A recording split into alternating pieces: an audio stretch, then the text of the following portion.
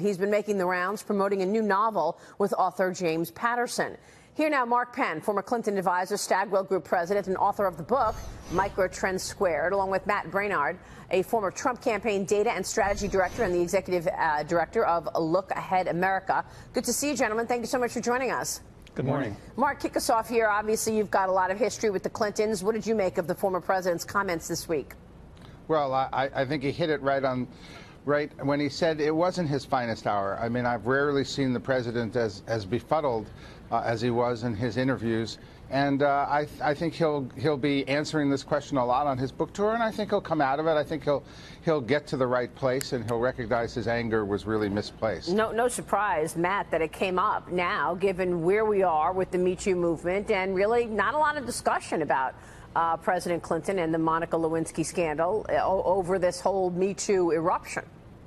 Yeah, and it reminds me of the old adage from the film It's a Wonderful Life, where every time you hear a bell ring, an angel gets its wings. Every time he shows up in public, the Democrats lose another House seat. And I think the lesson here is that Hollywood hasn't learned anything. You have Stephen Colbert coddling the world's most famous sexual predator, asking him about Monica Lewinsky, but there are multiple and credible accusations of rape against this man, and they're completely giving him a pass on it. It just reeks of the worst kind of hypocrisy, and they've learned nothing from the Weinstein scandal to continue to treat this guy with such kid gloves. And I mean, when's the last time you've heard somebody on the right being given, oh, well, you didn't do so well yesterday, would you like a do-over? Yeah, that was pretty incredible. Let me switch gears, ask you about the forthcoming IG report. Mark, this Sunday on Sunday Morning Futures, we heard Devin Nunes tell us that there are going to be more hearings and testimonies this week in terms of FBI agents testifying in front of the Senate committee. New developments into that Clinton email investigation. Fox News is reporting that Peter Strzok, the FBI agent, had a larger role than first thought in overseeing both investigations, the Trump investigation and the Hillary Clinton email scandal. Lawmakers are questioning a top FBI official honing in on agent Peter Strzok and his role with the Clinton probe and Russia investigation, something House Intelligence Chairman Devin Nunes told me first on Sunday Morning Futures. Listen to this. Well, we're a little disappointed in that this has been delayed another week. And my experience with this is a lot of time the lawyers get a hold of it and they start to water down the report. So we were supposed to receive it this week. Now it's been pushed to next week. I know there are some interviews with FBI officials on this week. These are also officials that we're very interested in because a lot of the Clinton email investigation team are the same people that are involved with the scandals that we're interviewing and we're investigating. Mark, this is something you've written about in your recent op-ed for The Hill. Yeah, no, I think it's very clear that Peter Strzok played a huge role in this, that he was heavily biased, and everything he touched in both these investigations is really suspect. And I think independent counsel Mueller knew this when he fired them because of the text messages given him by the Inspector General, but he didn't take or remove from the investigation all the evidence they touched. In fact, he even covered up for 5 months why they hadn't been fired until that came out. So I think, yes, we're waiting for this Inspector General's report. That is the watershed document here. This Inspector General is incredibly thorough. I suspect right now his report looks a little like Swiss cheese when people have tried to redact it. And I think at the same time, though, if you notice in the McCabe report, he is excellent about coming back and answering every single question that people raise. But, we know that, Matt, in the last IG report, there were recommended criminal charges against Andrew McCabe. Where does that stand now? Will people actually see accountability and a cleanup at the leadership at the FBI? Yeah, I think that's coming, and I think a big step towards that is going to be today because Strzok's boss is going to be testifying in a closed-door hearing on the Hill, and he's cooperating. He's going to reveal everything in terms of the oversight, in terms of using these foreign spies to investigate the Trump campaign, in terms of his handling of the email investigation of Hillary Clinton, where clearly laws were broken. So I think it's all beginning to unravel. And just a day ago, text that had previously been redacted was revealed unredacted, showing that in December of 2015, Strzok was recruiting Oconus lurs, which is a code word for foreign individuals who are going to be used to surveil American citizens. So this is really blowing up, and I think in the next week or so, the table is really going to turn, and there's going to be an undeniable and irrevocable demand for accountability at FBI leadership and for the people who've left the FBI recently. You know, it feels to me, I don't know how you see it, Mark, but it feels to me like Jim Comey wasn't actually the lead in terms of driving a narrative. It was really Andrew McCabe and Peter Strzok. I mean, I don't know where Jim Comey fits into all of this. He was the director, obviously, but we're going to learn more once we get that IG report. Do you agree with Devin Nunes that the longer we wait, the more perhaps it's getting worked on and rewritten by lawyers? Well, I think there's no question about that. That's why I think that FBI folks are trying to get as much of it redacted. I think people in the report who see it as blasting them are trying to soften it and respond. I think that's part of a typical and expected process here. But if this takes a few more weeks, I'd be worried. It was supposed to be a 2-week process. The public has been waiting really a year and a half or so for this report. They need it now because it really answers so many questions that have been kept from the public. Who did what? Who was responsible? Were procedures followed, you know, in the Clinton investigation the way they should have been? It sure doesn't, from the outside, look like they were. But this is the first real detailed independent look. The public needs it as soon as possible. I agree with you. And, you know, you said a similar sentiment on Sunday when you joined me on Sunday Morning Futures. And then the president tweeted what you said, Mark. Did you catch that? Yeah. I think that's the first time I've ever been tweeted by a president.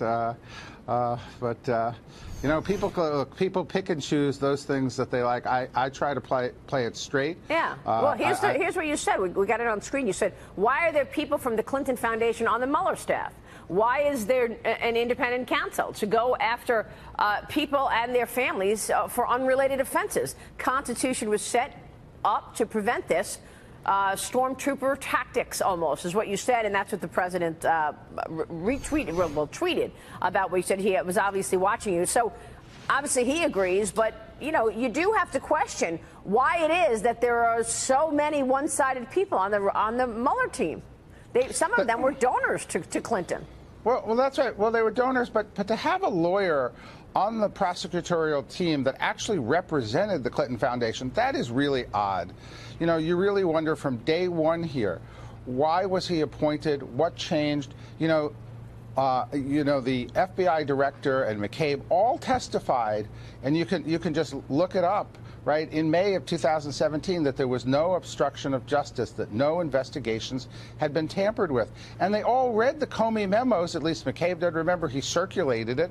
So there was no new information here that would have triggered the appointment of a special counsel, other than firing the FBI director. And if any person needed to be fired, I don't think there's much question that it was James Comey. Yeah, and we remember that other text from Peter Strzok to Lisa Page, we need an insurance policy. So I'm wondering if this whole special counsel investigation was, in fact, just that, the insurance policy.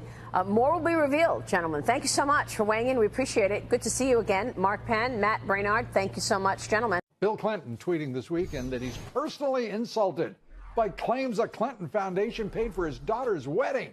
Allegations the charity paid millions for the lavish affair surfaced just before the election, supported by leaked emails of a top Clinton aide complaining about all the spending. The former president's latest comments don't explain those emails or his own massive paydays, including an $18 million job as an honorary chancellor of a for-profit university. We're still waiting for the specificity of the denials. And I don't mean anything personal, Mr. Former President, not at all. Joining me now, Washington Times opinion editor, Fox Business contributor, Charlie Hurt. Great to see you. Great to see you, in Lou. the big city. Good to be here in person. Does it feel good to be out of the swamp? I mean, is it? It does, but it could be a little warmer. Yeah, that's true. I was down in Florida yesterday, and it was 70 degrees. Oh, well, now we can't compete with Florida. Yeah, that's true. But anyway, it's great to see you. Great to see you. And it is great to hear the president, Bill Clinton, say things like he's personally insulted by the suggestion that there was excess on the part of the Clinton family, the Clinton Foundation, in any way whatsoever.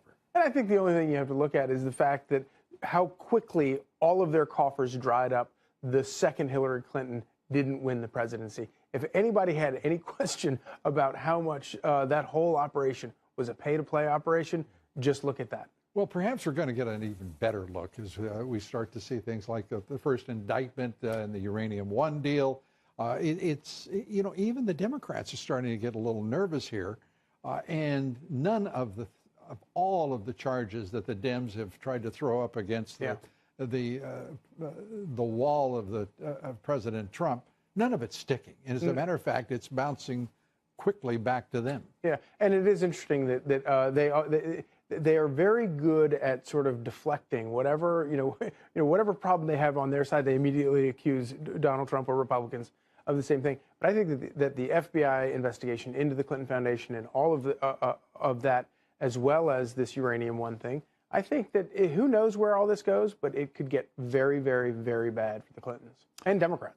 And the Republicans, with Lindsey Graham and Jeff Flake and now Mitt Romney coming out to add his own strident, slightly shrill voice to the public arena.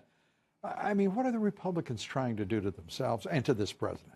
Well, I think that's the real problem is that, we know the entire media, mainstream media, is completely gone bonkers and they're against this president.